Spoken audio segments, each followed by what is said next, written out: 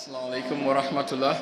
May the peace and mercy, the blessings of the Almighty God be upon you all. Good evening, ladies and gentlemen. Thank you very much for joining us for the 4th edition of the Pan-African Peace Symposium. As Muslims, we always start our proceedings with a recitation from the Holy Quran, and I call on our brother Hafiz Othman Adeliye to do the Arabic recitation, and then Sergeant Nasser Adam to do the English translation. Hafiz Osman.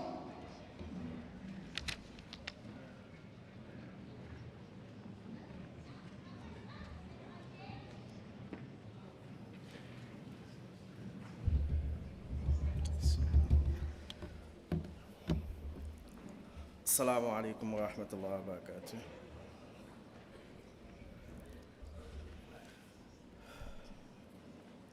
أعوذ بالله من الشيطان الرجيم.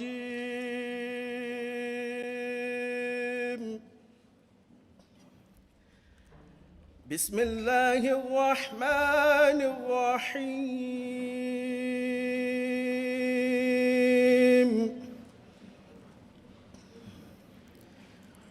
ويطعمون الطعام على حبه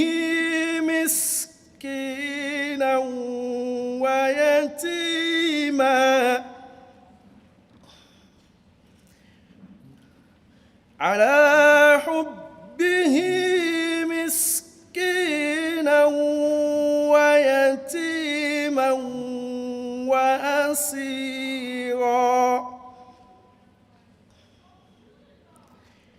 إنما نطعمكم لوجه الله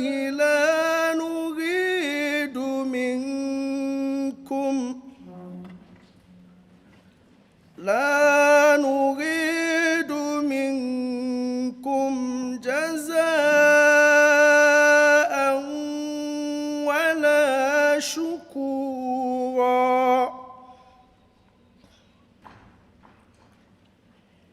إنا نخاف من ربنا يوما عبوسا قمطريرا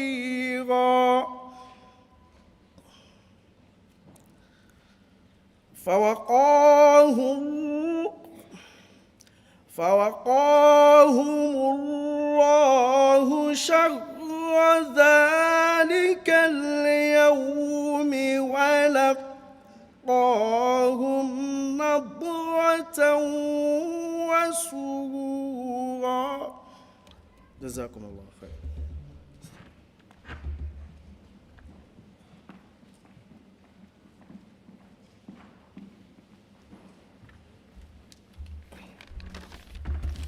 Assalamu alaikum wa rahmatullahi wa barakatuh. May the peace and blessings of Allah be upon you all. The verses recited before you was taken from the Holy Quran, chapter 76, verses 9 to 12.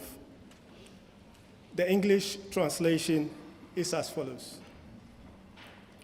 I seek refuge with Allah from Satan the rejected. In the name of Allah, the gracious, the merciful. And they feed for love of him, the poor, the orphan, and the prisoner, saying, we feed you for Allah's pleasure only. We desire no reward nor thanks from you. Verily, we fear from our Lord a frowning day and distressful day.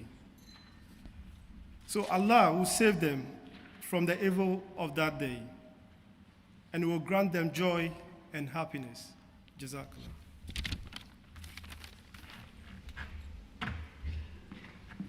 Thank you very much for that beautiful recitation and the English translation.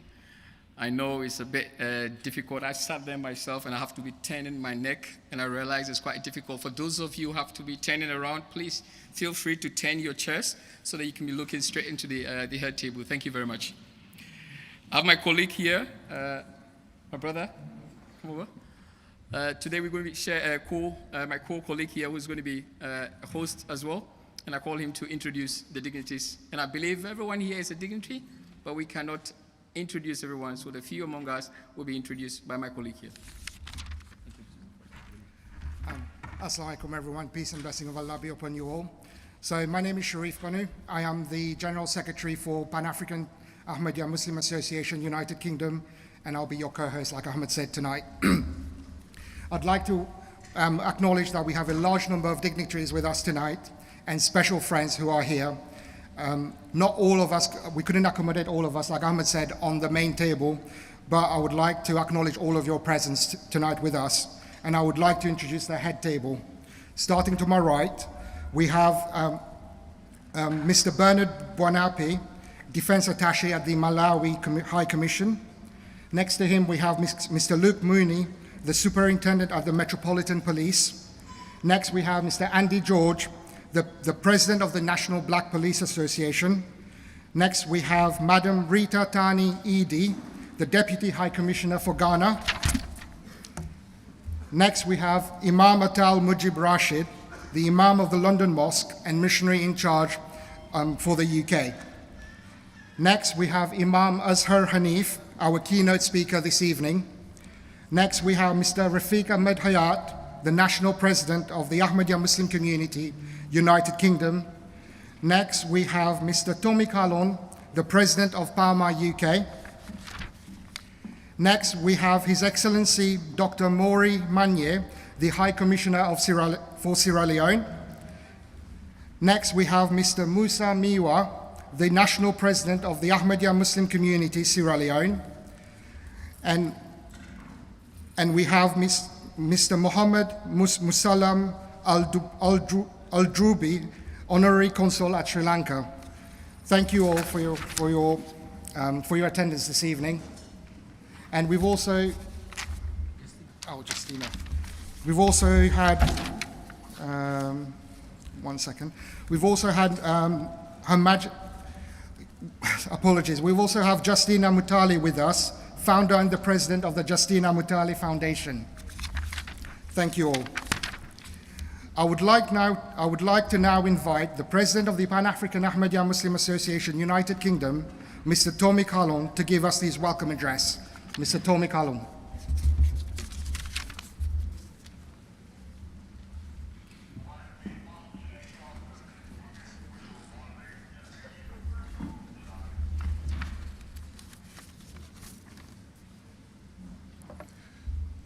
Bismillahirrahmanirrahim.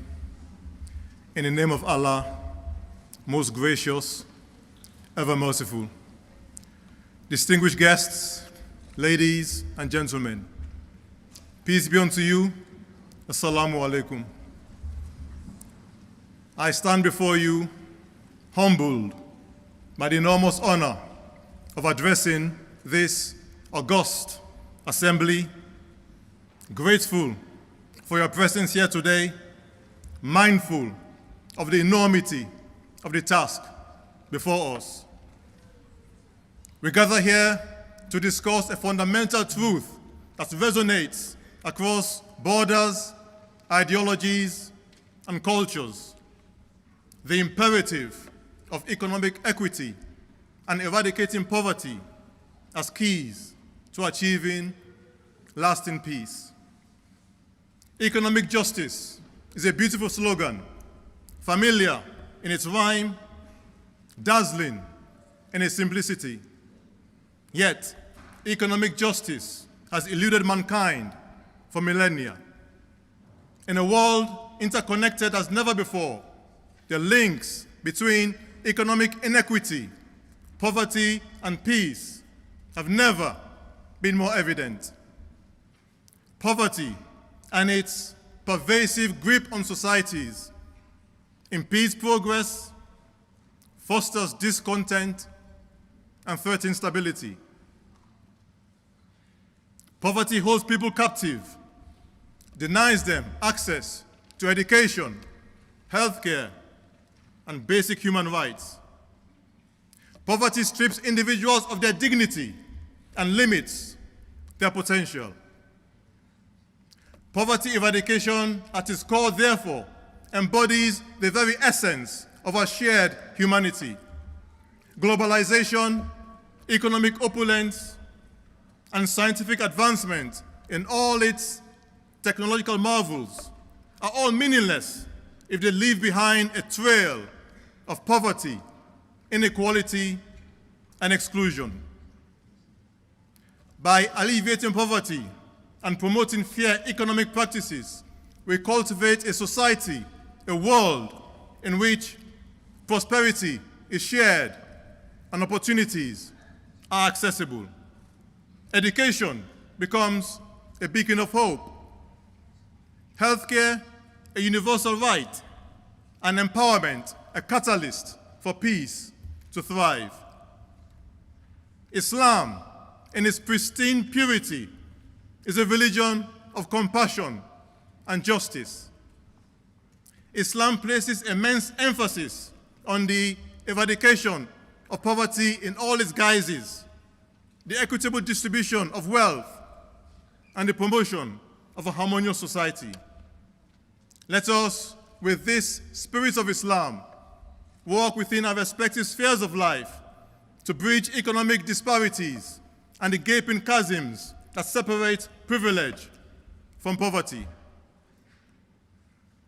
Remembrance Day today is a solemn occasion when we not only pay tribute to service personnel, both here in the UK and across the Commonwealth, especially those who gave their last full measure of devotion for our freedoms, but also to remember the innocent civilians who have, most unfortunately, become victims of war and acts of terror.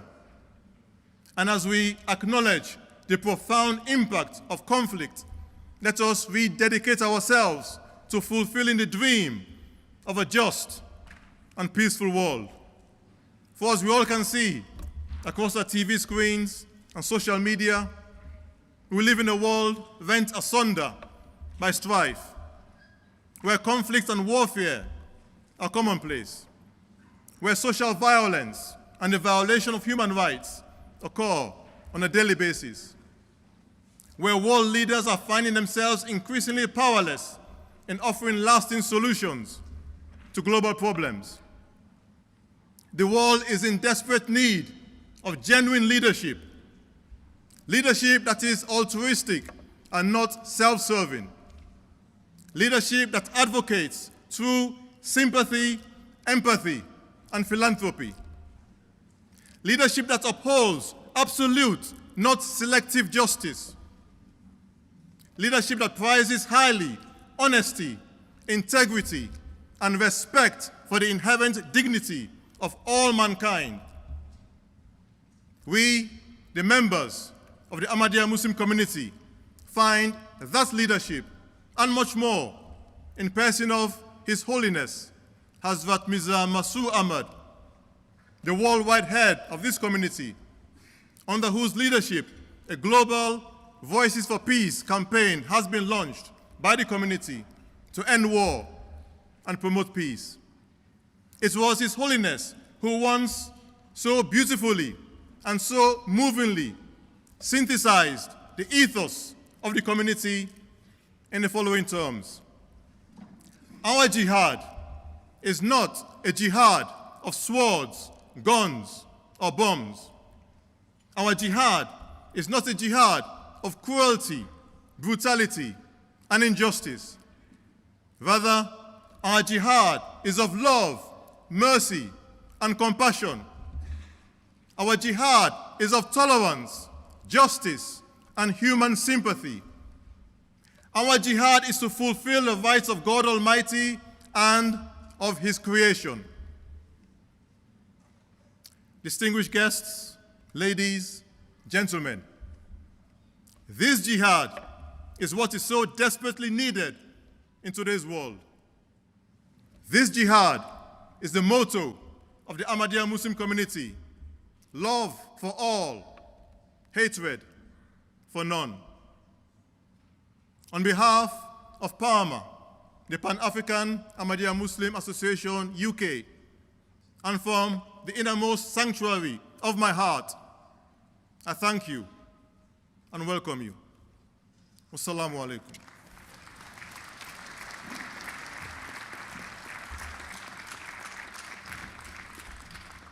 Thank you very much, Mr. Tommy Callon, for that welcome address. Our jihad in this is love for all, hatred for none.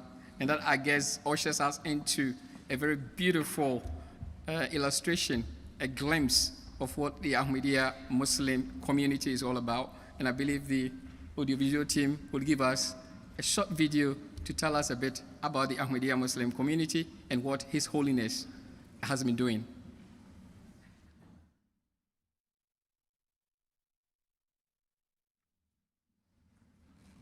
Nowadays, when the world again getting divided into blocks, extremism is escalating and the financial and economic situation is worsening.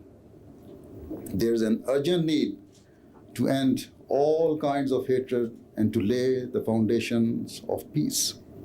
This can only be done by respecting all kinds of sentiments of each other. If this is not done properly, honestly, and with virtue, it will escalate into uncontrollable circumstances. You understand at a profound level that promoting religious freedom is an essential building block for peace and stability here and throughout the world. In this, we are allied with His Holiness, a courageous champion of religious freedom and of peace. Hazrat Mirza Masroor Ahmad is the present head of the Ahmadiyya Muslim community, the most dynamic international community within Islam. The community was established by Hazrat Mirza Ghulam Ahmad in Qadian, a small and remote village in India. He claimed to be the expected reformer of the latter days, the one awaited by all major world religions. Founded in 1889, the community has continued to spread throughout the world, flourishing under caliphate, the system of spiritual leadership established after the demise of the Holy Founder.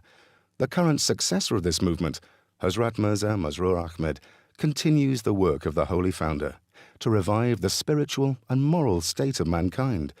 The movement embodies the benevolent message of Islam in its pristine purity, a movement that preaches peace, universal brotherhood, and submission to the will of God. His Holiness, Hazrat Mirza Masroor Ahmad, the present head of the community, continues in his effort to unite people from all faiths and cultures by promoting interfaith dialogue and religious freedom. He has traveled extensively to spread the message of peace and to remind everyone to respect the rights of other human beings. During these tours, His Holiness has met world leaders from the Far East to Europe, from North America to Africa, discussing the economic, social, and political problems facing the world today and how to create peace and justice in the world.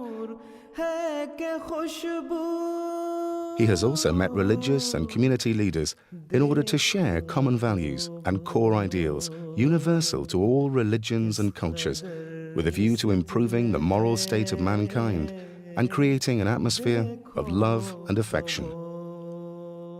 From young to old, he compassionately listens to the ordinary man, regardless of race, color, or religion. He has personally initiated social projects and schemes to alleviate poverty and human suffering. His concern is not just about the well-being and moral state of the members of the Ahmadiyya community, but of the great human suffering of mankind at large. The Ahmadiyya community knows only that Islam, which is the Islam of love and affection, offers a real message of peace and security. I respect his strong commitment to promoting peace and understanding. At a time when extremists are seeking to divide us, His Holiness has delivered an inspiring and peaceful message of love, overcoming hatred. Though of humble beginnings, your leadership has made you a figure of global prominence. You started as a teacher, and you have become a guide for millions of Muslims worldwide. You have been persecuted for your beliefs, jailed for your faith, and exiled from your homeland, but you refuse to turn to bitterness or vengeance. And that is a very important lesson. So again, what a pleasure it is to welcome you, Your Holiness, to Ottawa, an opportunity to discuss the many challenges facing the Ahmadiyya Muslim community, but also the opportunities that we have to work together on shared goals and challenges. Together, we should fight common enemies such as illiteracy, disease, hunger, and poverty. The Ahmadiyya mission has put structures in place towards the fight against these common enemies in order to enhance the dignity of man. An injunction to love all and to hate none is the avowed guiding principle of the Ahmadi life. The Ahmadiyya community, the mission in Sierra Leone, really they've made a pivotal contribution to the education in our country. You just have to look around wherever you are. What would the world have been without Ahmadiyya movement? As far as Islam is concerned, it would have left a big, big gap, a vacuum incalculable for us to even suggest as to the type of impact it would mean on society. Thank you very much. Thank you very much for that brief intro of the Ahmadiyya Muslim community. And it will interest you to know that His Holiness was kind enough, despite his very busy schedule, to send us a special message for this gathering today. And I call the President of the Ahmadiyya Muslim community, United Kingdom, Mr. Rafiq Hayat, to deliver that message. Thank you very much. A'udhu billahi minash shaitanir rajeem. Bismillahir rahmanir rahim. Assalamu alaikum wa rahmatullahi wa barakatuhu. May peace and blessings be upon you all. So I have the honor of reading the message that His Holiness Hazrat Mirza Masroor Ahmad sent to this gathering today. And it says, Dear Tommy Kalam Sahib, Assalamu alaikum wa rahmatullahi wa barakatuhu. I received your letter requesting for a message on the occasion of the Pan-African Peace Symposium 2023. On this occasion, my message is that in this complex and rapid changing circumstances that our world is currently facing, it becomes increasingly vital for every individual to play a role in fostering understanding and harmony. Particularly members of PAAMA should make every effort, as there is an essential need for communities and individuals alike to work diligently with their circles of influence. One of the ways to achieve this is by promoting and establishing the true teaching of Islam. It is not just about circulating information, but actively engaging people and capturing their imagination, making them aware of the genuine essence and the peace that Islam propagates. Additionally, as we navigate these challenging times, turning to prayer and spiritual introspection offers great solace and guidance. By focusing on these pillars and guiding others towards them, we can hope to steer the world towards a path of peace and understanding, rather than letting it slip into chaos and destruction. May Allah Ta'ala enable you all to do so and guide you in your affairs. Amen. Wassalam, yours sincerely, Mirza Masroor Ahmad, Khalifatul Masih V. Thank you very much.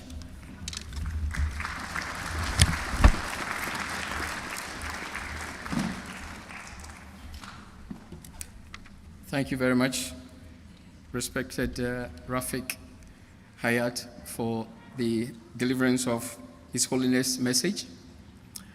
As we all know, today is the Remembrance Day around the world. And as Ahmadi Muslims, we want to stay in solidarity with those who have actually fallen for us. And I'll humbly request each and every one of you, if you could stand up for just a minute, silence.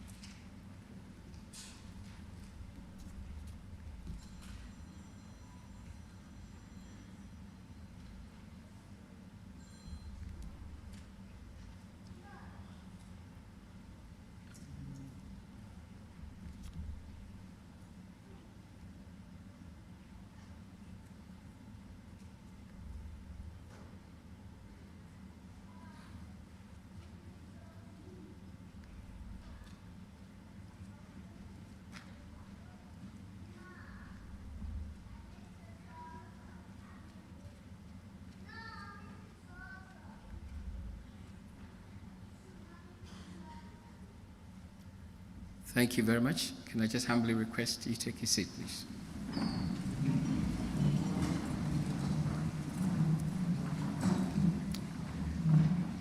We now have a poem, a spoken word, titled A New Hijrah to Africa, that gives us some of the activities of PAAMA and how the African community also supported Islam in the days that Islam needed it.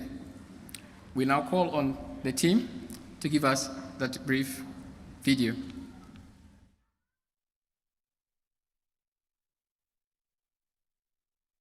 A new hijrah to Africa.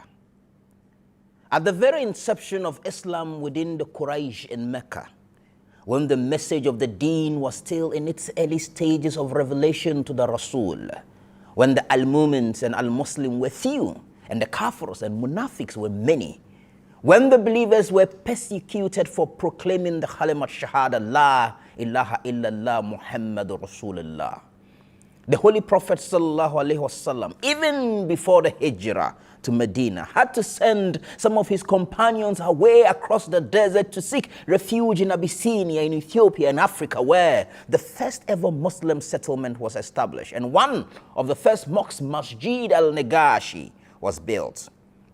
The Christian king Negash welcomed the Muslims with open arms, refused the appeals of Mecca to return them to their persecution. Thus, even before Islam took roots in Arabia, its seeds were already sprouting in Africa. And over the years and centuries, this African Muslim community grew from strength to strength and flourished all through to this day. Why did the Holy Prophet ﷺ send some of his companions to Abyssinia? Because he was looking for a land of justice, a king of justice, a place where his people, his community could thrive and be protected from the evil of their oppressors. Just as how Africa was there for Islam at its most challenging period, now Islam must be there for Africa in its most challenging time. There is a new hijrah to Africa, a hijrah to bring peace, development, and prosperity to the continent. A hijrah by the Pan-African Ahmadiyya Muslim Association, PAAMA, which is galvanizing the African Muslim community in the diaspora to contribute their resources, their knowledge, their skills for the development of the African continent and its people, while strengthening faith within a strong bond of brotherhood. At the very heart of Islam, Ahmadiyya is the rallying cry, love for all, hatred for none. It is the creed of service to humanity, the understanding that faith and worship to Almighty Allah, the gracious, the merciful, is not complete unless you are of service to your family, to your community, to your nation, to your world. That you can stretch forth your hand in support of your neighbor, knowing that you may not have enough, but you have some to share. It is this fundamental principle of Islam that drives PAAMA as it partners with Humanity First and the International Ahmadiyya Association of Architects and Engineers to support some underprivileged communities in Africa. So, when that household opens their tap to clean running water, courtesy the Water for Life campaign, they are sharing in the gift of service. When the many thousands suffering visual disabilities can open their eyes to appreciate the beauty, the colors of Allah's magnificent world through the Gift of Sight project, they are sharing in the gift of service. When the community gathers at the mosque or community center to engage in various activities strengthening the social fabric, they are sharing in the gift of service. Service that continues to manifest in various social impact programs, from the construction of schools, medical centers, vocational training institutes, to the innovation of model villages and model farms. PAAMA and its partners are committed to the full development of the people and places they seek to impact: the moral, the spiritual, the intellectual, the physical, and the artisanal development. And so, on this day of the Pan-African Peace Symposium, under the guidance of our beloved Khalifa, on the back of our past services and at the threshold of our promising future, we rededicate ourselves to our vision, to our mission, a new hijrah in the direction of accelerating economic equity and poverty eradication as a key to peace and harmony, as a manifestation of love for all, hatred for none, as a fulfillment of service to humanity, and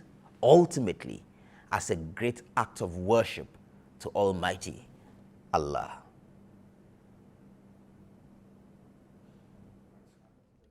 Thank you. Ladies and gentlemen, we now move on to brief remarks by our guest speakers tonight. Our first guest is Mr. Andy George. Mr. George currently serves as the president of the National Black Police Association, in which capacity he has demonstrated his commitment to fostering greater diversity, inclusivity, and racial equality within law enforcement. He has traveled all the way from Belfast to attend this event, for which we are extremely honored. We welcome Andy to the Pan-African Peace Symposium and invite him to say a few words. Mr. Andy George.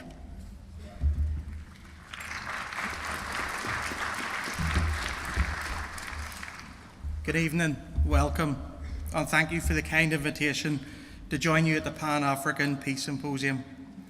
For 25 years, the National Black Police Association has been the voice for Black, Asian and minority ethnic officers and staff and communities within policing.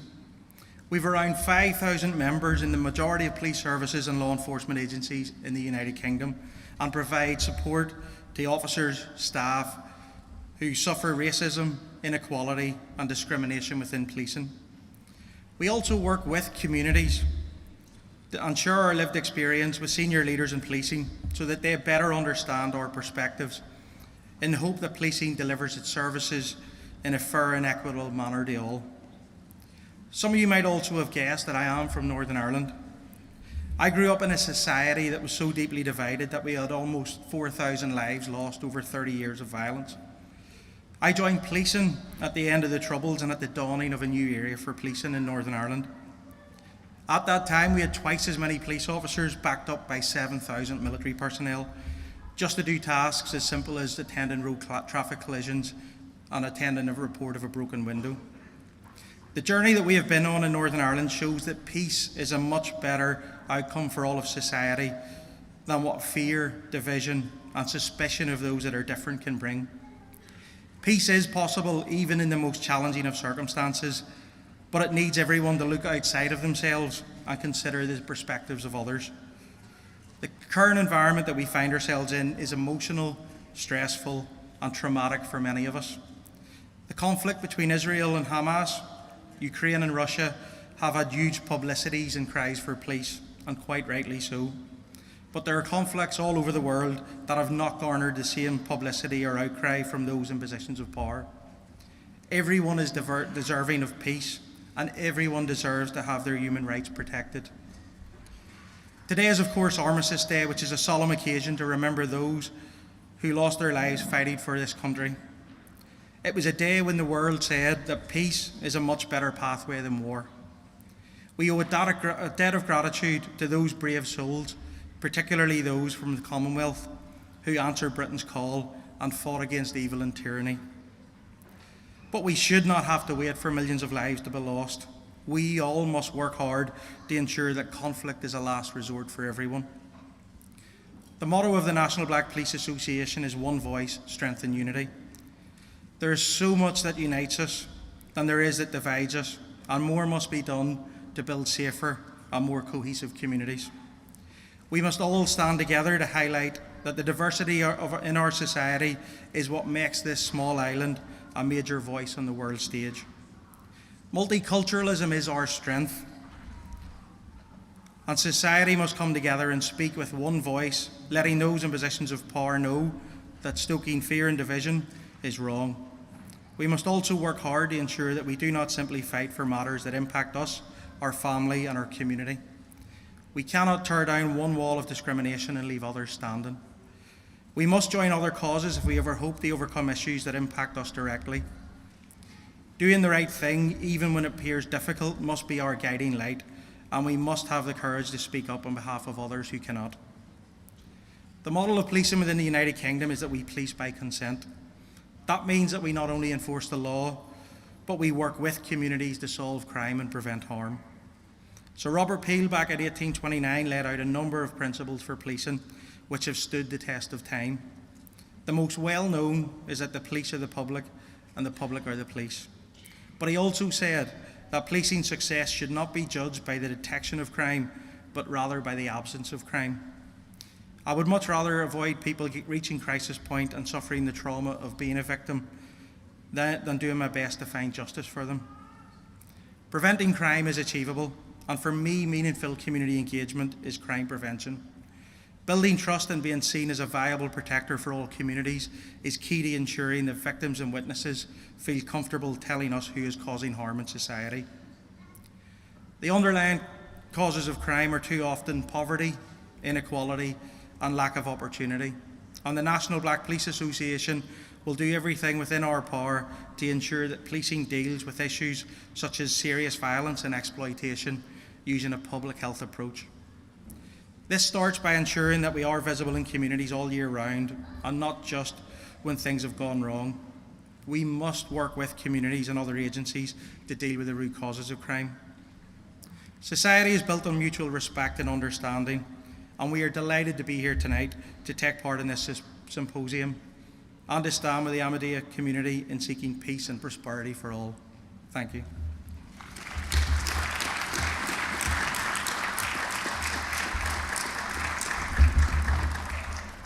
Thank you. We now have a short goodwill message from Nigel Stewart, founder and director of the School of Pan-African Thought.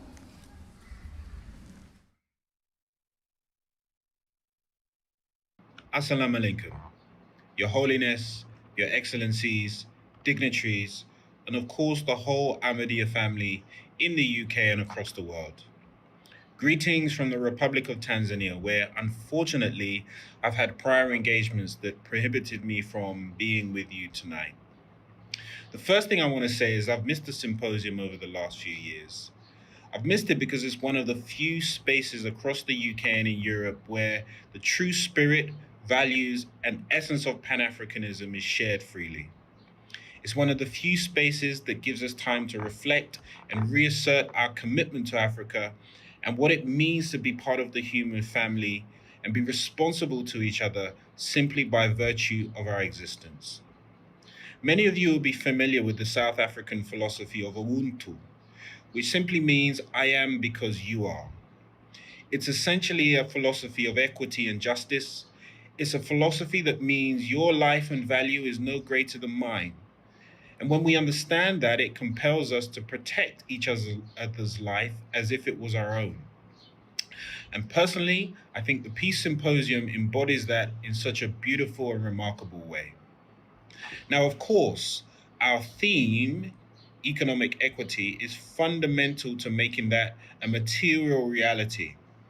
And when we look at the conditions in parts of our world, especially living conditions, we have to ask the question of what types of philosophies, systems, and governments are producing the inequalities we see around us. These questions are fundamentally at the heart of the work I do at the School of Pan-African Thought. an independent education and research institute that's dedicated to teaching in the field of African and Pan-African studies. This is because at the intersection of all these notions is one key factor: knowledge. Our goal is to produce students that understand these political and social dimensions in the African context. And we hope that those students go on to be leaders and advocate for independence and development, just in the way that PAAMA have done for several years now. Lastly, Brother Tommy, I want to thank and commend you and your team, not just for the hard work of convening such a critical space, but for the incredible humanitarian efforts you make to alleviate suffering at every opportunity. The impact PAAMA and Ahmadiyya have had around the world is simply extraordinary. And let me tell you something. In academic circles, Pan-Africanism is often charged and dismissed as theoretical without pragmatism. It's faith with no works and therefore is dead. But your faith is very much alive and a shining example of Pan-Africanism in practice and what we can achieve with unity and vision. So as we say in Kiswahili, Asante Sana, I salute you, peace and blessings, love for all, hatred for none.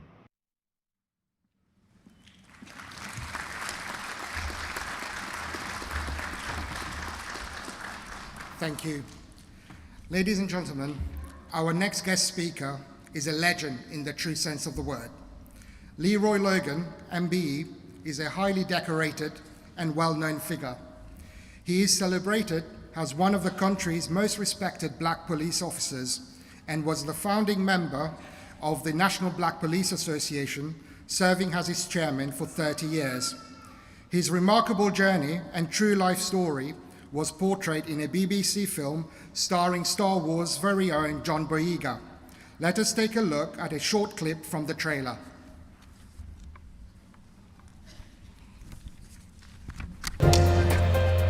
Action. Why did you want to join the police force?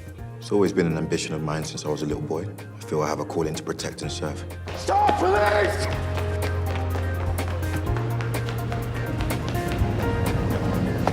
Red, White and Blue, which stars John Boyega as Leroy Logan, is the true story of a black police officer, Leroy Logan, who, having been a successful research scientist at the Royal Free Hospital, decided to join the police force in 1981. I applied to combat negative attitudes.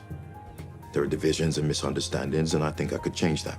He was a dedicated police officer, though in fact he suffered a great deal of racism within the force itself. Control 360 on site, backup requested.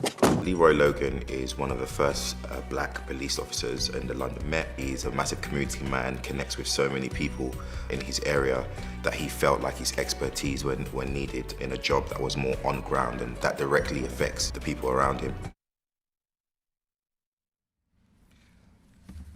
We are truly honored to have Leroy Logan with us here today and request him to make a few remarks.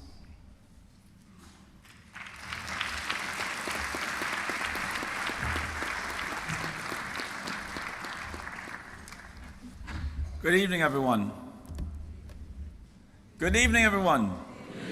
Good, good, good. I've come all the way from East London. This traffic has been terrible, so I do apologize for my late arrival.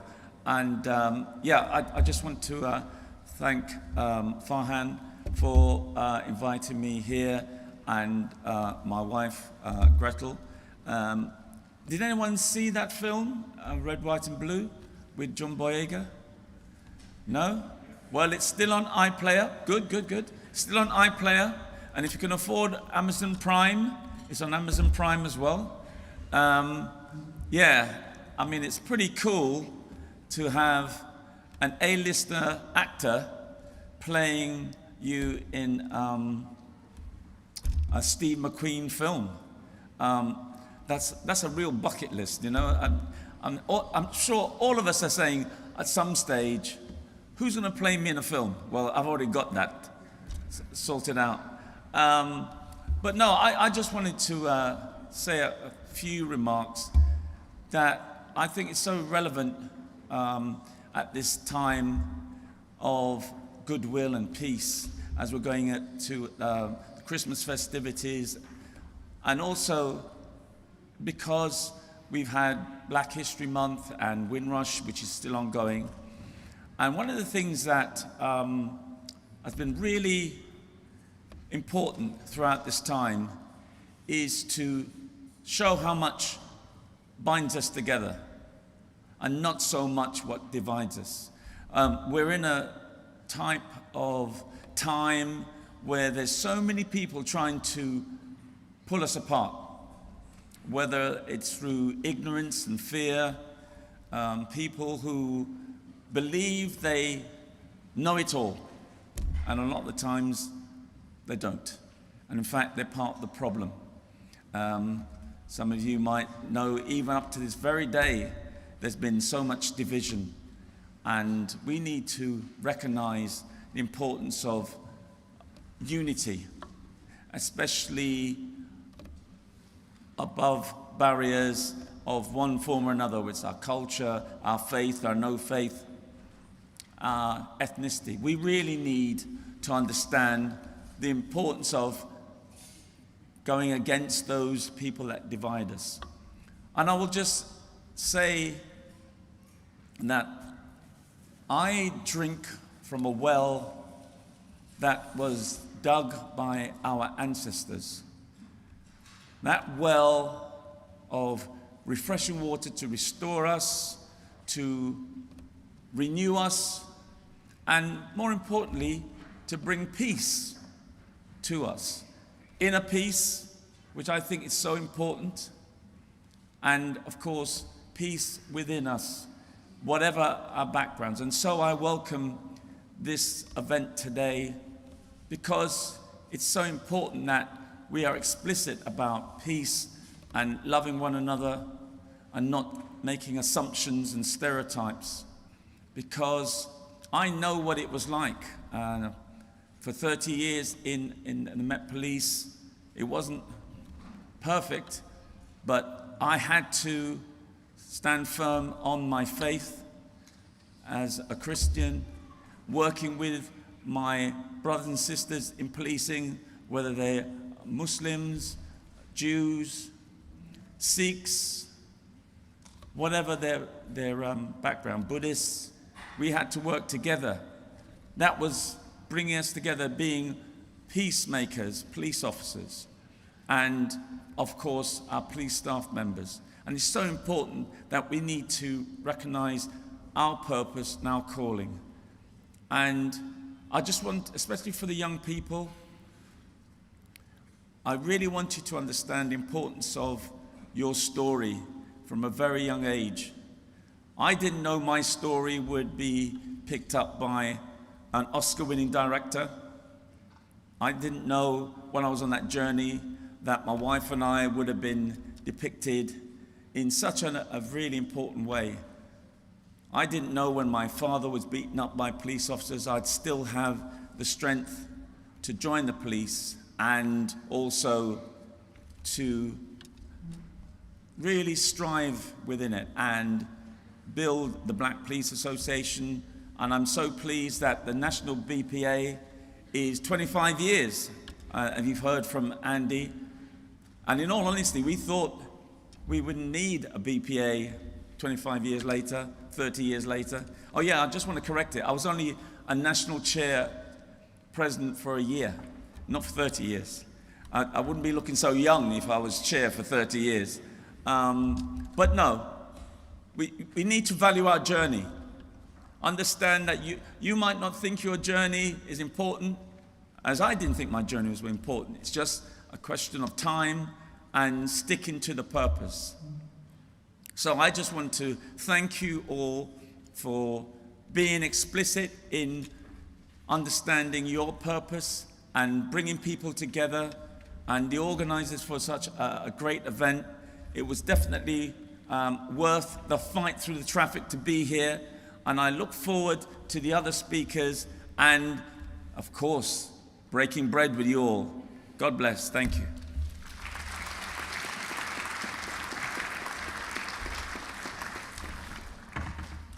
Thank you.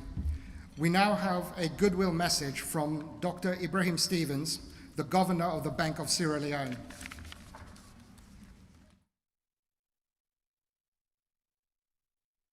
Esteemed delegates, Assalamu alaikum wa rahmatullahi wa barakatuhu.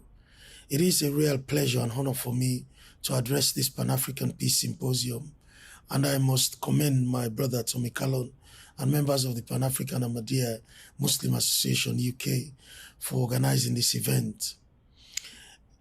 In an increasingly interdependent world, the pursuit of peace and prosperity for all is a shared responsibility. I therefore wholeheartedly endorse the noble objectives of this symposium. It is also pivotal to recognize the interconnectedness between economic equity, poverty, eradication, and sustainable peace. The task at hand, vital and momentous, calls for unified and collaborative strategies through fostering, for example, economic inclusivity, ensuring fair opportunities, and addressing the plight of the poor and marginalized. We would pave the path towards a peaceful and prosperous world. We must all remain committed to supporting initiatives that align with these objectives and principles. In my profession, for example, promoting financial inclusion, ensuring financial system stability, and advancing economic empowerment for all are fundamental objectives. This symposium therefore serves as a beacon of hope. Your collective dedication and shared insights will, inshallah, chart a roadmap towards holistic progress and lasting peace. I wish you successful discussions and tangible outcomes. May your deliberations be productive, fruitful, inspiring, and lead to transformative, actionable solutions that uplift every individual and community. Together, we should build a future where economic equity and poverty eradication stands as the cornerstone of enduring peace. I thank you and wish you well. Assalamu alaikum wa rahmatullahi wa barakatuh.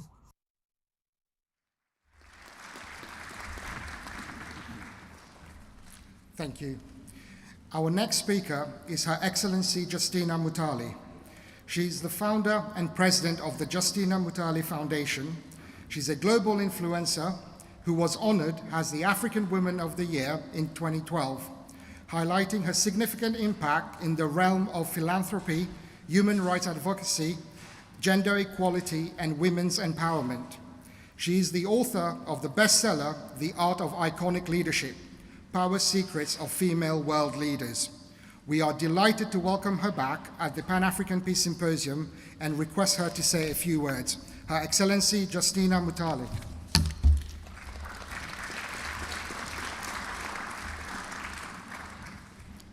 Thank you. Salam alaikum.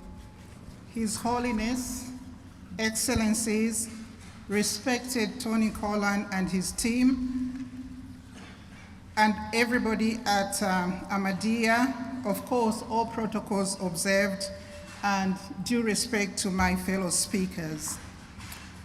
As you have heard, I am a gender advocate. My organization advocates for the political and economic empowerment of women. Therefore, my idea of attaining economic equity, eradicating poverty, and find a key to peace lies in women. You see, for centuries, women and their potential contributions to economic advancement, social progress, and environmental protection have been marginalized. In failing to utilize the potential and talents of the female population, the world has been underinvesting in the human capital needed to assure peace and sustainable development. It has been said several times from different quarters that a world that runs on half its human capital, half its human potential, and half its economic capacity is one that is bound to fail. And as we all know, women make up 51% of the world population. In some quarters I've heard they make up 52%.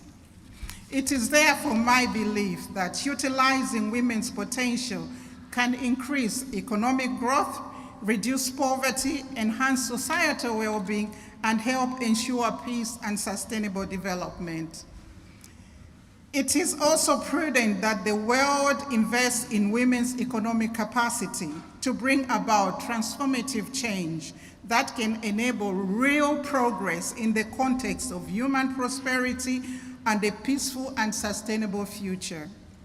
A number of studies have indicated that gender inequalities have led to high economic costs, social inequalities, environmental degradation, and conflict around the world.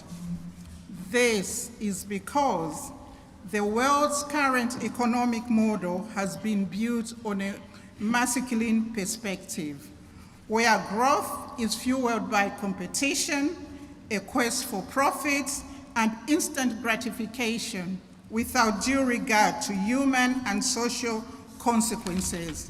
Some of you might have heard someone somewhere say, if the Lehman Brothers were the Lehman sisters, the world would have never suffered the economic crash that happened in 2008. The masculine economic model has led us to the current negative situation that the world finds itself in, filled with global human insecurity and perpetual conflict. I believe it is now time to awaken the feminine wealth. It is time to unleash feminine wealth into the world economy. For I believe that in order to secure peace and sustainable development, the world economy needs to move from the masculine to the feminine. As we have seen already, the masculine economic model is failing because it has been focused on profits, unnecessary competition, instant gratification, and of course, conflict. While a feminine economic model would be focused on the welfare of the family, welfare of the community, welfare of the society, welfare of the nation, and of course, welfare of humanity. Therefore, a feminine economic model would ensure peace. A feminine economic model would ensure sustainable development. This would in turn secure human prosperity and the progress for all that we are all yearning for. Research has shown that an educated woman will educate her children. A child born of an educated woman will go as high or as far in education as that child wants, unless that child doesn't want to proceed to the next level in education. A child born of an affluent woman will naturally lead an affluent life. Research shows that the prosperity of a woman naturally trickles down to her household and spills over from one generation to the next, thereby empowering humanity and its future generations to come. We are now in the digital age, and the world is moving into the 5th industrial revolution. It has been estimated that by the year 2030, there will be over 1.5 billion new jobs requiring new skills. Women and girls, therefore, need to be equipped with the necessary tools and skills suitable for the employment of the digital age and, of course, the economy of the future. A number of studies devoted to examining the role that venture capital investment plays in economic development have shown that these investments help to enhance and sustain growth, that they help to support innovation and contribute to job creation. Studies further show that more readily available venture capital is likely to lower unemployment rates because venture capital plays a crucial role in bringing about employment growth, and it provides a source for financing for new firms, for innovation, and of course for structural change. But how then can we account for the impact of venture capital on the economy, if we do not articulate the women's share in the market and take into consideration the role of women in the economy. In this digital age, we are seeing the rise of women-centered innovations, with a new generation of women increasingly stepping into innovation and entrepreneurship, bringing onto the market products and services designed for women by women, products that are based on the pain points experienced in daily life, pain points that women experience in daily life and designed to reflect women's direct needs. Statistics have shown that globally, women control 85% of consumer spending. However, despite accelerated efforts by women when it comes to funding and entrepreneurship, women's access to capital is minimal. When a population that controls 85% of consumer spending, yet only receives 2% of venture funding, there is a fundamental disconnect at the leadership level in the business and investment community. And of course, there is something seriously wrong with such an economic model. It has been proven that through work, human beings can develop their capacity to think, to create, to provide, to care for others, and to contribute to the advancement of humanity. But work cannot yield productive results for families, communities, societies, and humanity when the participation of half the world population, when the participation of women and girls continues to be marginalized. In the current economic model, work does not yield viable subsistence for the majority, and therefore it does not contribute to overall happiness of humanity. My brothers and sisters, the way we define and arrange our economy expresses what we value and should be intimately related to advancing societal well-being, the attainment of peace, and of course, securing sustainable development.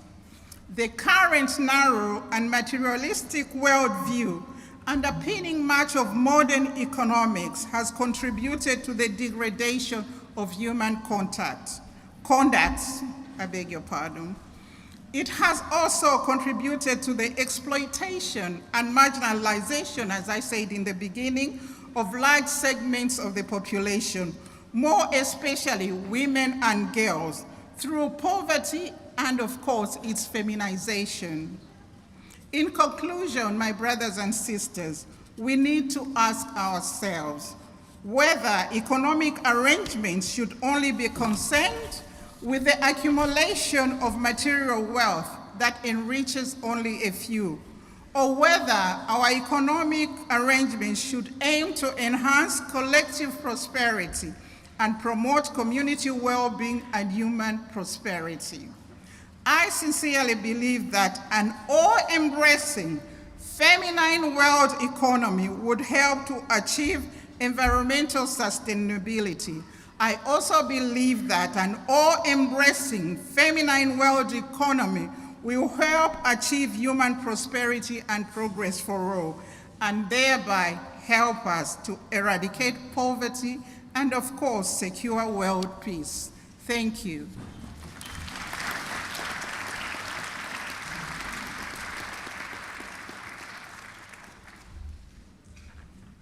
Thank you. Our next speaker is Mr. Musa Miwa. Mr. Miwa is a legal practitioner in Sierra Leone with over 10 years post-call experience. He holds a Bachelor of Arts, Bachelor of Laws, and a Master of Art degree. Mr. Miwa is also an associate lecturer in jurisprudence and legal theories and the law contract at the University in Sierra Leone. He also serves as the president of the Ahmadiyya Muslim community, Sierra Leone. I would like to invite him to say a few words.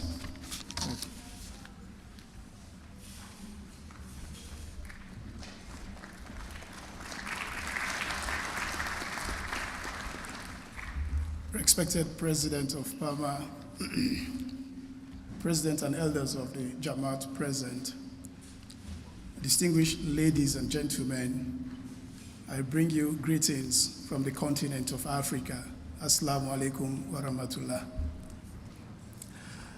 Tonight's event, the Pan-African Peace Symposium, in its 4th edition, gives me a great honor to seek leave of my colleagues on the African continent, serving as pair of hands to carry out the desires of the Khalifa in Africa, to congratulate the President, Executive, and members of PAAMA for this laudable venture in harnessing peace across the world, or seeking to fathom solutions to global disorder we have today.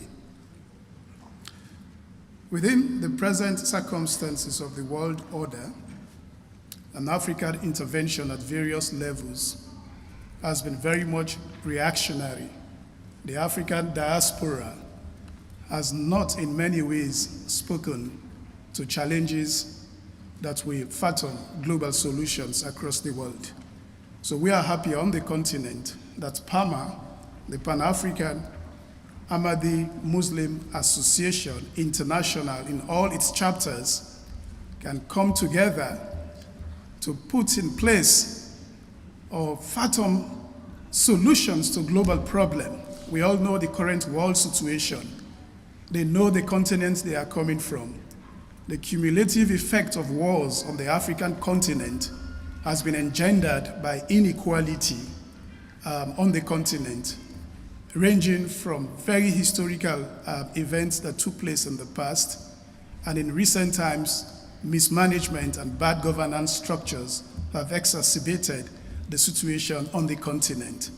So to have an African diaspora gathered under the banner of the Pan-African Ahmadiyya Muslim Association, not a political association, not an association for cultural revival, but an association that has put itself forward to bring to the world solutions to the global problems across the world, ranging from the continent to wherever we are now.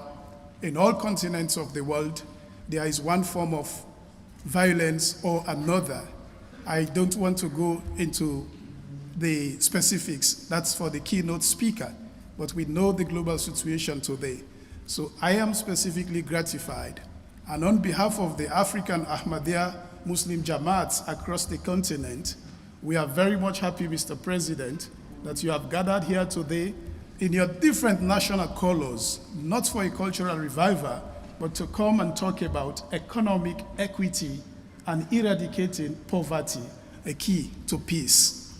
This is not only an African agenda, it's not only moving towards an African solution, but I think the efforts of PAAMA is seeking today to put forward a global solution to the challenges of the world.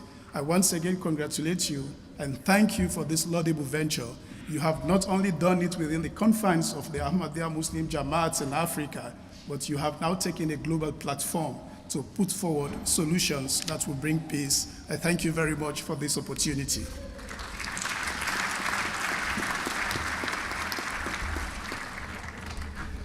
Thank you, Mr. Miwa, for traveling all the way from Sierra Leone for joining us this evening.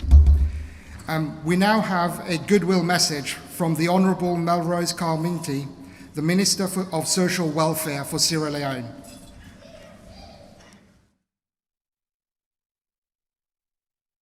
Distinguished delegates, as the Minister of Social Welfare in Sierra Leone, I am deeply honored to address this esteemed gathering at the Pan-African Peace Symposium 2023 on the critical theme of economic equity and eradicating poverty, two fundamental keys to lasting peace.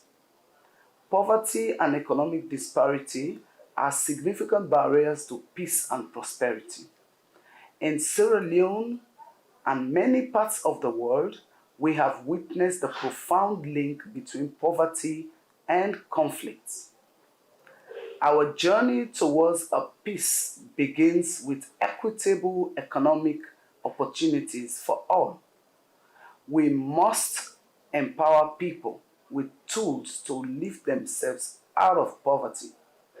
This means investing in education, healthcare, and creating opportunities for sustainable livelihoods. It means fostering inclusivity and promoting the culture of unity and understanding. This is why my ministry and the government of Sierra Leone under President Dr. Julius Maada Bio are working to empower people, provide opportunities for sustainable livelihoods, and foster an environment of hope and prosperity. This symposium is a testament to your collective commitment to building a peaceful and prosperous world.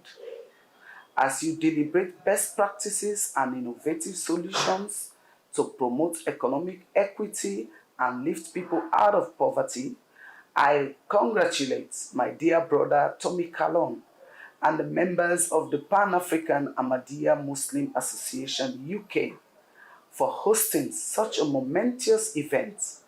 May this symposium be a beacon of hope and progress and pave the way for a more peaceful world. I thank you all.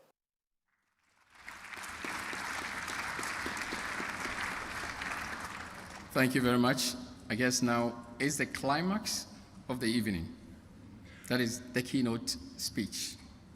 Our keynote speaker tonight is Imam Azhar Hanif. Imam Azhar Hanif is a national vice president and missionary-in-chief of the Ahmadiyya Muslim Community, United States of America. After completing his high school education, he turned his back on a potential basketball career and devoted his life instead to the service of God. He graduated as a missionary from the Jamia Ahmadiyya Rabwa in Pakistan, that is the community's theological seminary and university, and has served as a distinguished minister of religion for over 3 decades. Imam Azhar Hanif is a celebrated writer and an acclaimed orator with a truly dynamic personality and inspirational character. We are honored to have him as a keynote speaker for today's event after flying all the way across the Atlantic Ocean to join us tonight. I have the singular honor to invite our keynote speaker, Imam Azhar Hanif, to deliver a keynote speech.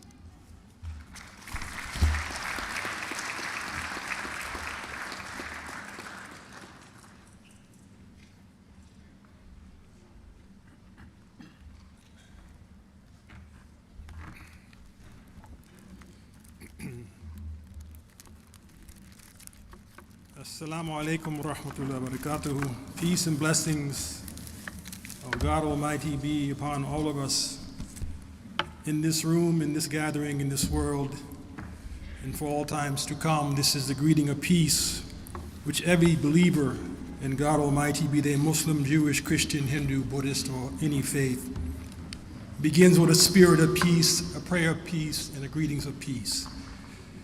Bismillahir Rahmanir Rahim. Respected Amir of UK Jamaat, Rafiq Hayat Sahib, respected Tommy Kalon Sahib, President of the Pan-African Ahmadiyya Muslim Association, United Kingdom, a distinguished head table of many guests and honored friends who have come and joined us tonight, brothers and sisters of the Pan-African and Ahmadiyya community. Again, greetings of peace to all of you for taking this time to come out on this night to attend this blessed occasion of a peace conference. The world as we know it is indeed a global village, and we are interconnected, interdependent for our individual as well as communal, national, global peace and prosperity. It reminds of the statement of the Prophet of Islam, Prophet Muhammad, peace be upon him, who said that believers are like one body. When one part of the body aches, the entire body feels the pain. I can extend this word of believers to all of human beings because he was a mercy for all mankind. And so in a sense, all humankind are like one single body. Wherever there's pain, where there's ache, we all feel that pain. As we gather here in United Kingdom for this peace conference, it is the pain collectively, individually, that we feel over these past few years of a hiatus. The pandemic, the economic crises, the fall of nations into inflation and struggles, the wars that have broken out, and the loss of life, the devastation that is brought in its wake for so many individuals. Here I recall the scenes of those doctors standing in windows shouting out messages of hope and goodwill as they were confined, not being able to attend to their normal conditions of life, and how we as a nation and a world recognize their value in a time when we lost so many of our loved ones and dear ones to that ravage of COVID-19. But let me begin also by talking about tonight's special subject, inequity and poverty. The World Bank defines absolute poverty as, quote, a condition of life so characterized by malnutrition, illiteracy, disease, squalid surroundings, high infant mortality, and low life expectancy as to be beneath any reasonable definition of human decency. No man, woman, or child should live in such a condition. But what does that mean in real life terms? Around 719 million human beings around our world are trying to survive this very day on less than $2.15. To put that in terms of pounds, it's £1.75. That's what a human being today is trying to survive on in their life, and thus declared as international extreme poverty. In this sense, it is very relevant that we're doing this conference with the Pan-African Association, because of the 719 million human beings who suffer this way, 389 million, 60% live in sub-Saharan Africa. They do not have enough income to meet even their very basic needs, and more than half of these are children. So again, if we step back for a moment and put that in perspective, there are enough people in the world that are in the condition I described as absolute poverty, that everyone in Europe can leave this continent and you can fill the entire continent with such people living in such dire, desperate conditions. That is the number of people today, at this moment, living in such a state. Deprived, not only of essential needs, but also of opportunity, hope, and basic human dignity. Julius Nyerere, the first president of Tanzania, once said, "We are often told that riches are not synonymous with happiness, that life is more than economics. I do not disagree, nor do I challenge the statement that the gross national product of a country fails to indicate the quality of life there. But it is the well-off who can make such statements. To the starving, good and assured food is the quality of life. For a woman who now has to walk miles for water, a village tap might mean life itself." The UN, as a result of this dire condition in the world, set a noble, pivotal goal of eradicating extreme poverty worldwide by 2030, 7 more years. This is part of their agenda for sustainable development. But according to a new World Bank study, the world is unlikely to meet that goal COVID-19 alone has dealt one of the biggest setbacks in efforts since 1990 to eradicate absolute poverty. That pandemic pushed 70 million more people, more than the population of the United Kingdom. 70 million more people were pushed into the condition I described earlier. The Ukraine war is making matters worse with disruption of shipping and food supplies. And thus they say, if the current trends continue, still 575 million people will still be living in extreme poverty, and only 1/3 of countries will have halved their national poverty levels by 2030.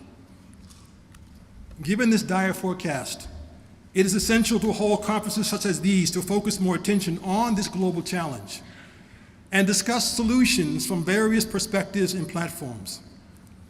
In that case, I'd like to share a perspective of the Ahmadiyya Muslim community on this vital subject in the words of our supreme worldwide leader, His Holiness Mirza Masroor Ahmad, who during a peace conference in this very hall has said this: "We Ahmadis believe that the Messiah and Mahdi who was to come has indeed arrived in the person of the founder of the Ahmadiyya Muslim community, whose name was Hazrat Mirza Ghulam Ahmad of Qadian.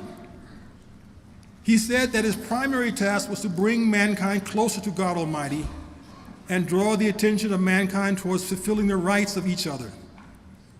He said there are two perfect parts of faith, just two. One, love mankind to such an extent that one considers its difficulties one's own difficulties and to pray for all humanity.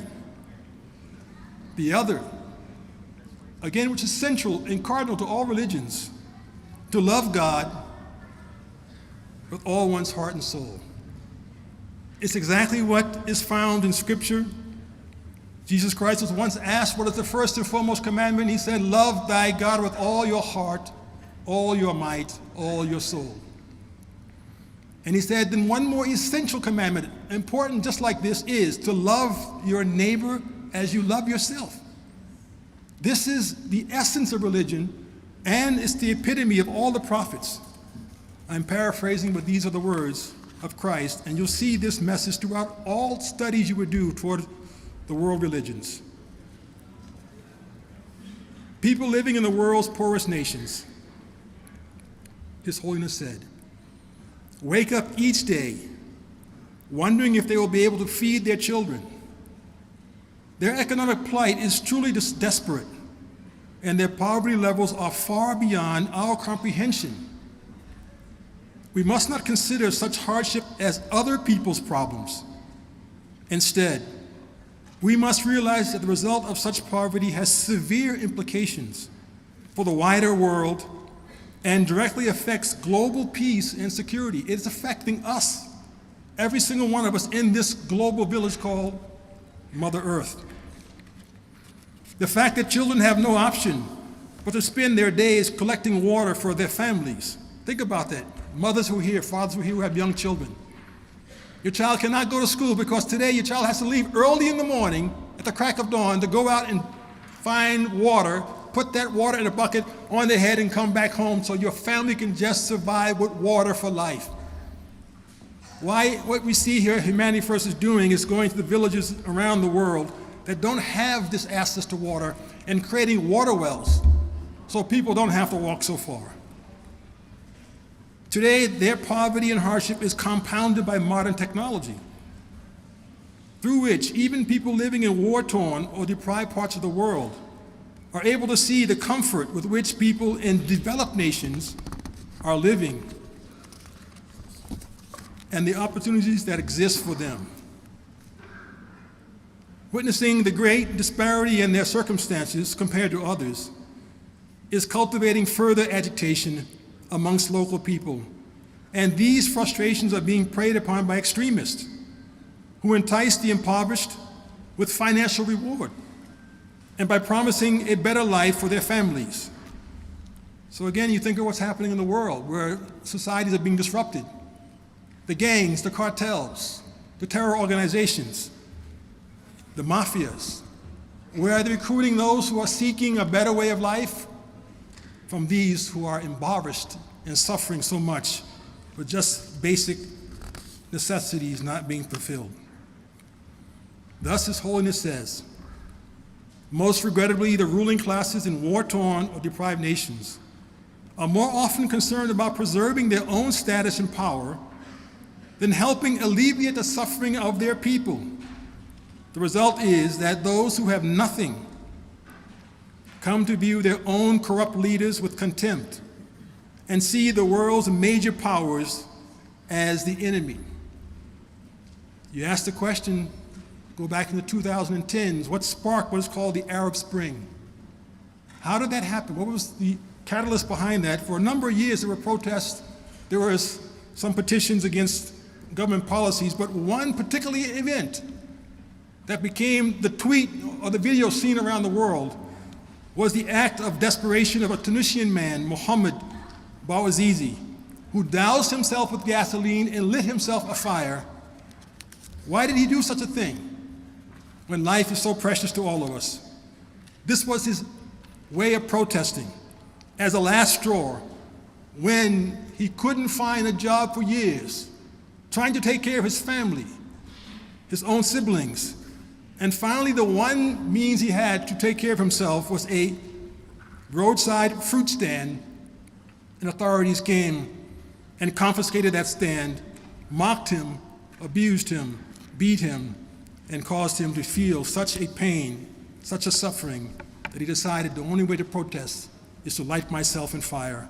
And thereby, he ignited the firestorm known as the Arab Spring. The Holy Prophet of Islam, Prophet Muhammad, peace and blessings be upon him, once said, take care of the poor. Take care of the poor, because you gain wealth because of them. Why is it that we forget that we're not sitting on mounds of gold and silver and oil? We are sitting on the labor of all those who help us to acquire these precious commodities. But he says it is unfortunate that even in Muslim nations, this pearl of wisdom is overlooked. Earlier this year, June 2023, there was a terrible accident that occurred off the coast of Greece. You recall the scene. Over 700 people were on that crammed in a small rusty vessel, trying to seek a better life out of their countries. And which countries were they? Palestine, Syria, Egypt, Afghanistan, Pakistan primarily, all of which were Muslim countries. And if they had been following these principles of taking care of their own citizens, no one wants to leave their homeland and put themselves in danger and peril by these long journeys, these boats that sometimes will end up at the bottom of the ocean, and all 750 are still missing and declared more or less dead. Only 104 survived. And this was the tragedy, again, that we felt the pain of that moment.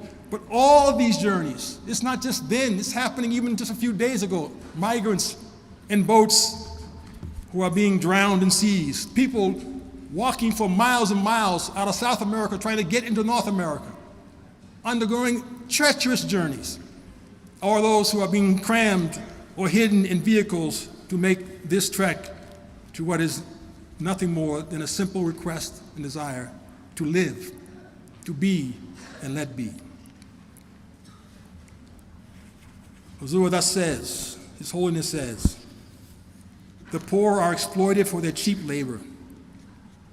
To produce goods, the wages are so low that they hardly provide for 2 meals a day to a family. However, the rich are making billions of dollars worth of profit from this cheap labor. This is the very thing that is giving birth to restlessness. And there will come a time when, as a result, the poor will erupt forth like lava. This is why Islam instructs that for the sake of removing such discontent, take care of the rights of the others in all your dealings. This is a means of lasting peace. We talk about particular plight in African nations. as we're here again in the Pan-African Association's meeting, this is what His Holiness said. Now certain African nations are raising their voice in protest that after gaining their independence, the powerful countries of the world are unjustly seizing their wealth under the guise that they are spending it on the development and security of the countries from where the wealth is being usurped. They extract millions of dollars worth of wealth a year and do not spend it on these countries from where the wealth is taken. This is the injustice you see happening in the economic sphere of the world, again, this very day at this time. As a result, a hatred for the more developed countries is building in the poorer nations, the outcome of which could be extremely destructive and dangerous. Thus, in conclusion, His Holiness had this advice. I firmly believe that if we truly wish to protect our world and to ensure we leave behind a legacy of opportunity for those who follow us, it is essential that every effort is made to raise the standards of the developing world. Poor nations must not be looked down upon. Rather, we should consider them as part of our family, our brothers and our sisters, part of our global village. By helping the developed nations stand on their own feet and by giving their people opportunities and hope, we will actually be helping our own selves and safeguarding the future of the world. Otherwise, we are already seeing that the poverty and the destitution in the developing world is negatively affecting the rest of the world as well. In this sense, a solution. We've talked much about different economic policies and systems. What is the Islamic economic system per se? It operates on one premise, that premise of one God. All that is in the heaven and the earth has been created by God. The Holy Quran repeatedly emphasizes this. It says, quote, to Allah, God Almighty, belongs the kingdom of the heavens and the earth, and Allah has power over all things. Then it teaches that if everything has been created by God for all, some of it should be shared amongst men, women, children, our entire human family. According to Islam, there are 4 basic needs of man which must always be fulfilled. The Holy Quran states, quote, it is provided for thee that thou wilt not hunger therein.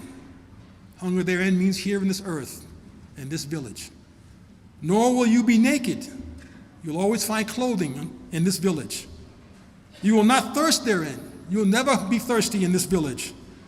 Nor will you be exposed to the sun. You will always have a roof over your head in this village called Mother Earth, in which we all live. These are the 4 fundamental basic rights that every single government and every single human order must define as basic needs and procure for every single human beings. Again, food, clothing, water, and shelter. And if you think about why people are leaving their homes at this moment, before this moment, and after this moment, is to procure these fundamental things. They're not trying to live like the rich and the wealthy, the famous and the fast with all the grandeur and glory. They just want water, food, clothing, and shelter, basic human rights and needs. According to Islam, it is not just the sufferings of one man for which the society of that country is responsible. I'm an American, born and raised. I cannot just be happy because I have a grand standard of living in my country, better than the rest of the world. I realize I'm part of the entire human family, and such, it is the sufferings of any human being in any society, that is to say, all of humanity, which has neither geographical boundaries, nor color, nor creed, nor political demarcations. All of us are part of human family, and this is where we must always remember is also our responsibility. All societies and states of the world must participate to help mitigate the sufferings. I want to repeat this because it's a very important point, and I'm going to share in a very moment why that's so important. All societies and states of the world must participate to help mitigate the sufferings. It is a shame that despite all the advancement in science and technology, the elimination of thirst and hunger has not received the attention it needs. Thus, Mohana Ahmed Ali al-Jabali from Yemen Family Care Association once painfully remarked, listen to his words, "It is abysmal that with all the technology in agriculture and harvesting techniques today, we are still talking about famine in the 21st century. 700 million people cannot find food tonight. They're food insecure, and many, half of them are children. And this is the 21st century with all this technology." He says this is not about one country or one continent, and hunger never has one cause, but this is about the injustice of the whole of humanity. Perhaps we're not looking at ourselves as part of the problem, but in fact, he says, if we don't step forward, we are indeed, but we can also be part of the solution. If, as a human family, we could do one thing, we can eliminate absolute poverty and economic inequity well before 2030. What is that one thing? If we as a human family can do just one thing, I say, we'd have enough resources and wealth. We wouldn't need to have the best scholars to come up and explain to you how. We would just have so much wealth as they had in the early eras of Islam in Spain. They had so much wealth at that time when they were acting upon the teachings of helping all humanity. They didn't know what to do with their wealth. They were taking the gold and jewels and decorating their mosque with it. If you go to Spain and see Alhambra, still you see a remnants of these things. They had too much wealth because they kept giving, and there was still, at a point came when there was none left to give. But what is that one thing? A Swahili proverb says, and you might have heard this or versions of it, when the elephants fight, the grass suffers. According to the Institute for Economics and Peace, we would have at our disposal $14.4 trillion each year if we would just stop wars and conflicts. Think about that figure. We would have, as a human family, $14.4 trillion at our disposal to help our people in all the myriad of problems we are talking about and always talk about, if we would just stop war and conflict, put down the swords and beat them into plowshares. If you live by the sword, you die by the sword. You as a Muslim, a fellow Muslim and human being should be safe from your tongue and your hands. These are collective, universal teachings. If we live by them, imagine the world we would create and have all the money at our disposal to solve problems. $14.4 trillion means everyone in this room, everyone in this nation, everyone in this world would have $5 a day at your disposal. Every single one of us.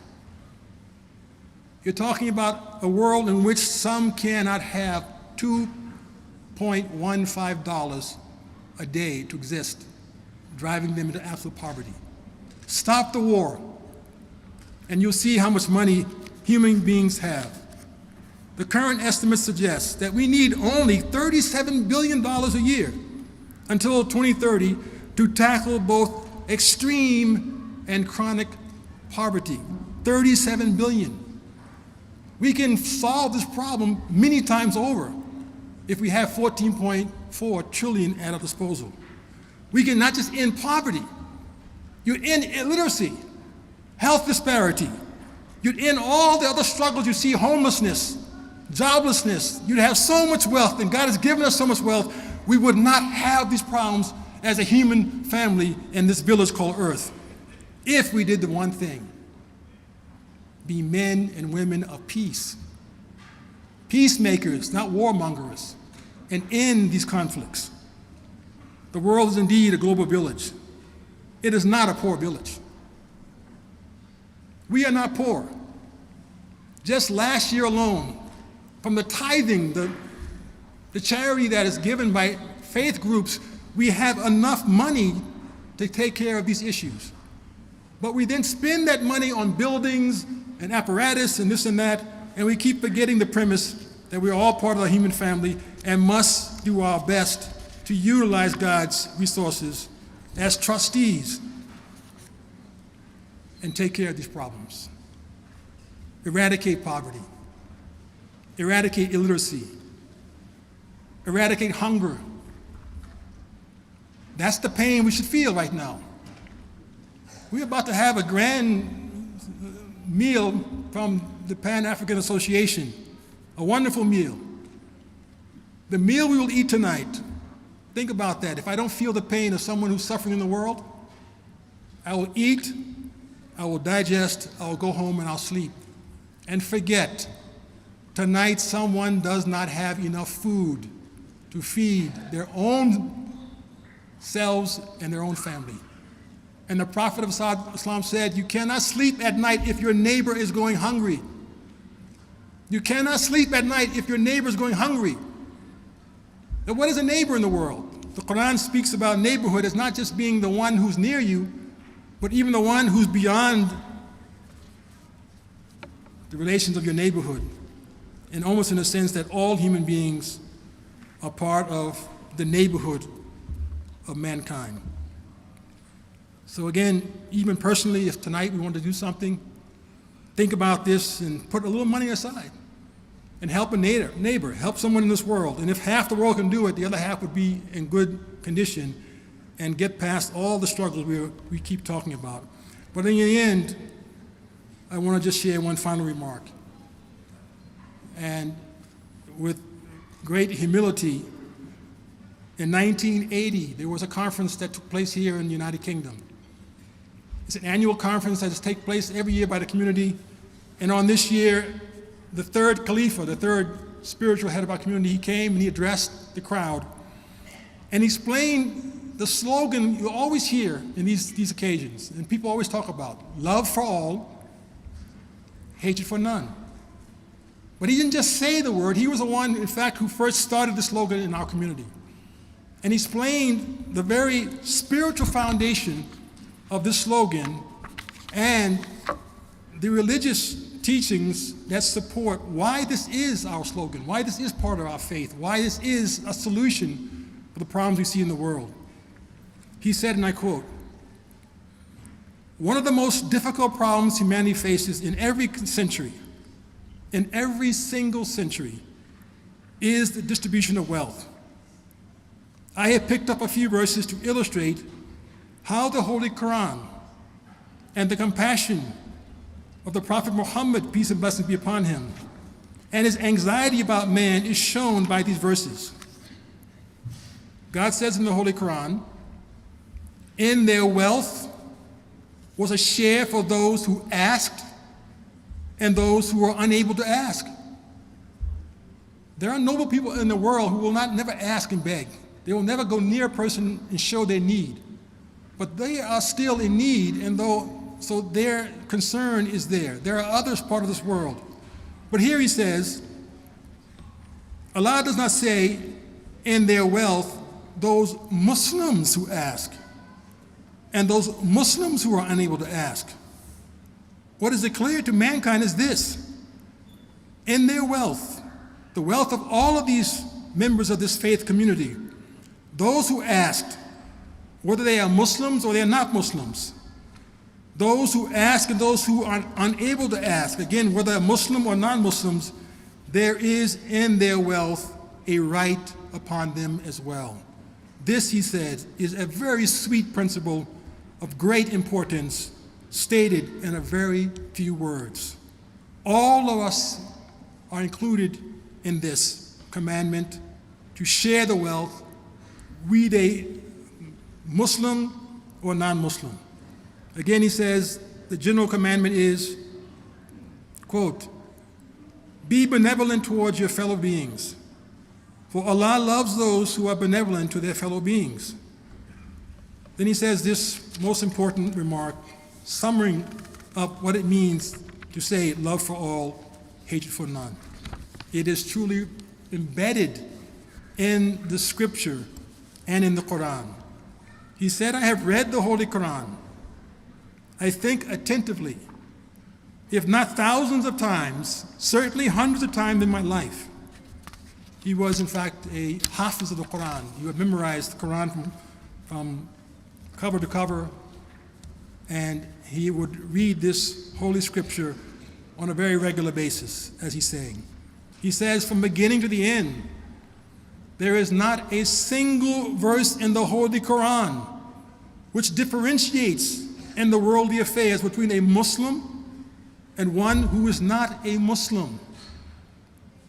So everyone who finds peace in this great book comes to the conclusion that the mercy of the Holy Prophet Muhammad, peace and blessings be upon him, and the mercy of the final and last complete law, the Quran he brought to man from Allah, is really meant for all human beings. The Quran is not my book. God is not my God. The Prophet is not my messenger. This is not my land, my world, my anything. It is our, is what he's trying to say, including every single one. There was a great poet who once said, I wanted to invite my friends into my home, but my home was much too small. Why? He's a poor man. But I wanted to invite my friends into my home, but my home was much too small. And so I pushed out the walls of my home until at last the entire world became my home and all people became my friends. This is the point that is trying to be said here about the Holy Quran. The Quran is an ocean for the entire human being. It's from the Lord of all mankind, of all creation, and every single verse, he says, in this book is meant for everyone, not only for those who believe in Islam or believe in Prophet Muhammad, peace and blessings be upon him. This is why he says, I always declare the gist of the teachings of Islam is love for all, hatred for none. And if we live by this and promote this and stand by this, I'm sure you can eradicate all the things I talked about: poverty, illiteracy, homelessness, joblessness, all the issues you see in the world, because that wealth will be a collective wealth of all human beings. A practical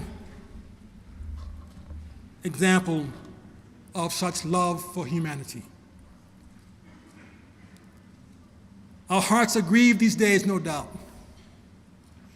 Every single day it's grieved when you watch the scenes of what's happening in the world, especially in the land called the Holy Land, the land of the prophets, Abraham, Isaac, Jacob, Moses, Jesus.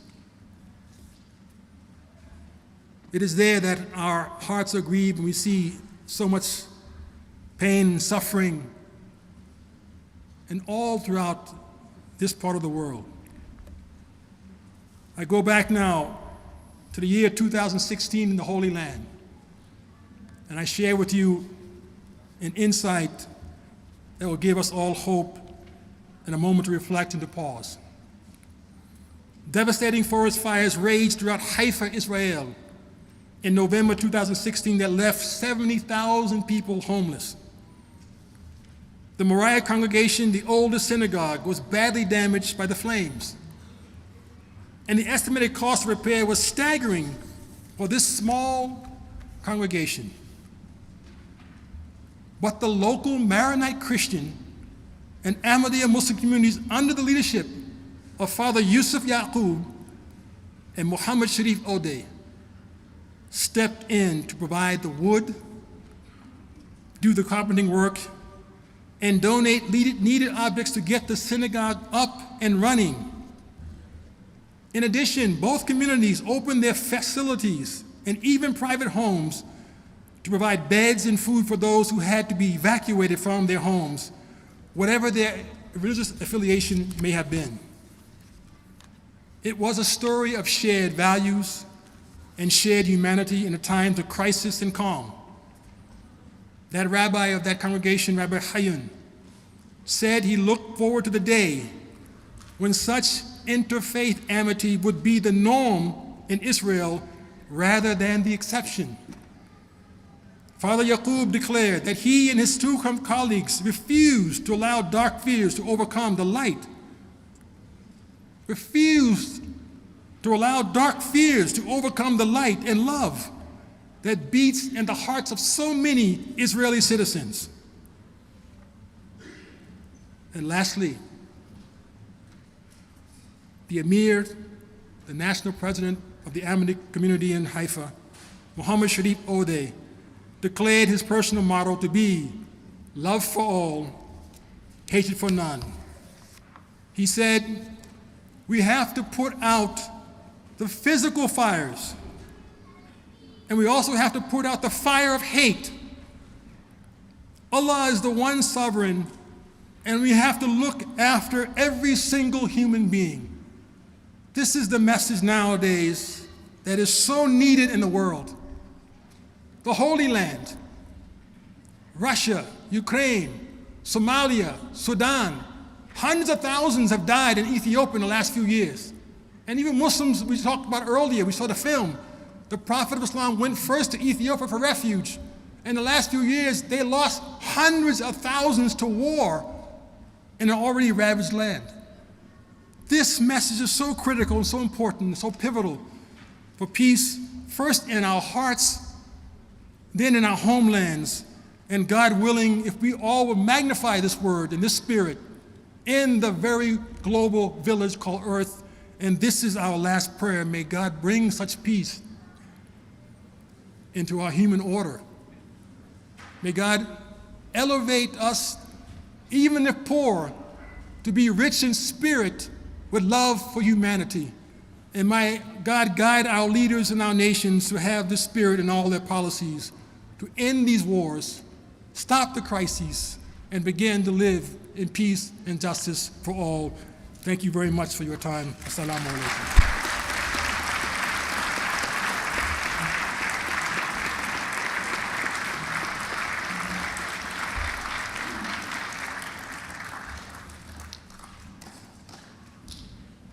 Thank you very much. I said it, and I was right.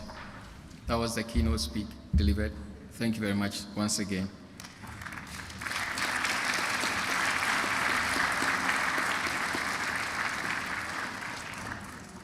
We are just nearing the end of tonight's event, and we have our respected and revered President of the Ahmadiyya Muslim community, United Kingdom, to give us the closing remarks.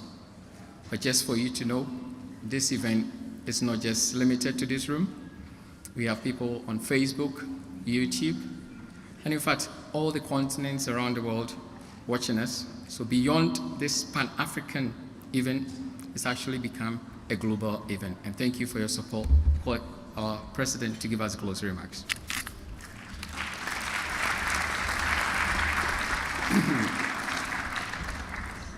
A'udhu billahi minash shaitanir rajim. Bismillahir rahmanir rahim. Most respected speakers and contributors, ladies and gentlemen, Assalamu alaikum wa rahmatullahi wa barakatuhu. May peace and blessings of Allah be upon you. We have gathered here this evening to discuss a very important topic, how we can have economic equity and how we can eradicate poverty. I think our speakers have made some very important contributions, and our keynote speaker touched on this topic and made some very important observations. The key to economic equity and eradication is to have peace in this world. It's too much is blamed on religion and faith, that religion is the source of most of the conflicts in this world. However, this cannot be further than the truth, because we have to understand what is religion and what is faith. Religion is a code of conduct that defines the rules by which you can have a peaceful and harmonious society. It defines every relationship from husband and wife, family, to the larger community. At national level and international level, it defines all of those relationships so that we can have peace and harmony in society. And if you all believe in the same God, it is not possible that he gave a different message to Prophet Ibrahim, a different message to Prophet Moses, a different message to Prophet Jesus, and a different message to Prophet Muhammad. Peace and blessings be on all of them. The fundamental message was to have peace and harmony and peaceful coexistence between human beings. And if we can achieve that, then I promise you that we'll eradicate poverty in this world and we will have economic equality. And my hopes are that this will come out of Africa, because we have seen in Africa coexistence of different faiths and how they show tolerance for each other's faiths. And if that model can be emulated everywhere else, I promise you that we will have peace and harmony in our society. We also need to reflect this evening on what is the purpose of our life. What is the purpose of our creation? The purpose of our creation is not so that we can have big houses, big cars, 4 holidays a year. The purpose of our creation is so that we develop a relationship with our Creator. We supplicate to Him. We should be a reflection of the attributes of our Creator. And if we can inculcate some of these things in our life, we'll be not only at peace with ourselves, but we'll be at peace with His creation. You know, when Alexander the Great was about to die, he called one of his ministers and said, "Will you please do me a favor? When I die, leave my hands outside the coffin." And his minister said, "Oh, king, you are a great king, you have great wealth, you have conquered lands, you are at this moment in time the wealthiest man in the world. Why do you want to leave your hands outside the coffin?" And he said that I want the world to know that I came into this world with nothing and I'm leaving this world with nothing. And that is the bottom line. When we leave this world, we'll take nothing with us. The only thing that we take with us are the good deeds that we have performed on this earth. The humanity with which we have lived on this earth. Those are the things that we'll take with us. And those of us who are people of faith and those of non-faith, and we believe in the hereafter, remember that we'll be judged by our deeds on this earth, not by the wealth that we have on this earth. And if that lesson can be learned by our leaders, who seem so caught up in trying to create economic wealth rather than focus on humanity, then we will find that they can bring peace to this world. It's not a big deal. It can happen. All we can do in order to achieve this is pray to our Creator. It is only through prayer that we'll be able to change hearts and minds. We can lobby them at this moment in time, what is happening, unfortunately, in the world. We see more and more inhumanity in people. We've seen in Ukraine, we've seen in Africa, we've seen the Rohingyas, and more lately we have seen what is happening in Palestine. We should be ashamed of what is happening, because the inhumanity we see there. I, as a father, as a grandfather, as a human being, when I see the images on the screens every night, I despair. Why can't our leaders see that? Why cannot they see the inhumanity that is taking place? Everyone has the right to live, of course, but this is not the way forward. Now, I beg you all that tonight, one thing we should do is pray for the people, wherever there's conflict, and particularly in Palestine at this moment in time, that may God give a bit of humanity to people who are oppressing people. May God give peace to those people who are suffering. And may God bring about change in this world where our children can grow up without fear, without favor, and feel that they can live in this world for peace forever. May God bless you. I'd like to thank once again our organizers, the PAAMA organization, who have organized this event. I apologize, our program has overrun a little bit, but I hope that you'll be able to enjoy something very shortly. May God bless you. And please, once again, pray for all the victims around the world where they are suffering, whether it is due to war, or whether it is due to famine, or whether it is due to other reasons. They're all our brothers and sisters, and they should be in our thoughts and prayers tonight. Thank you very much. God bless you.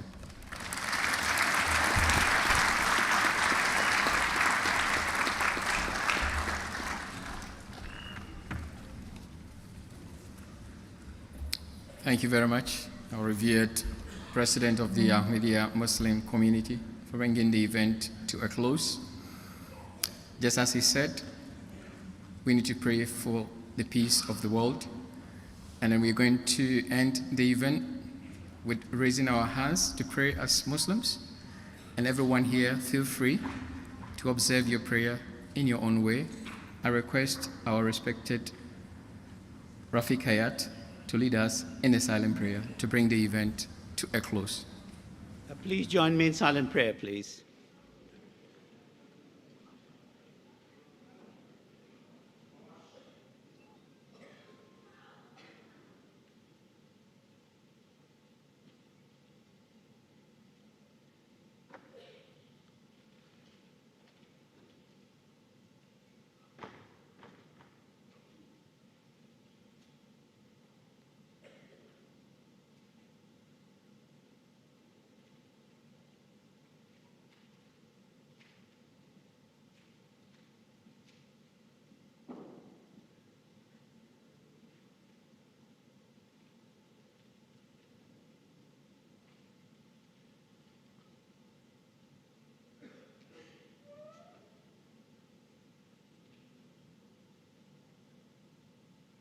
Amen. Thank you very much. I guess we've reached another part of the excitement of the evening, and that is the time of the dinner. So you just remain at your seats, and then the team will be here to serve you. Just for you to know, we have the feedback forms on your tables. We want to be improving.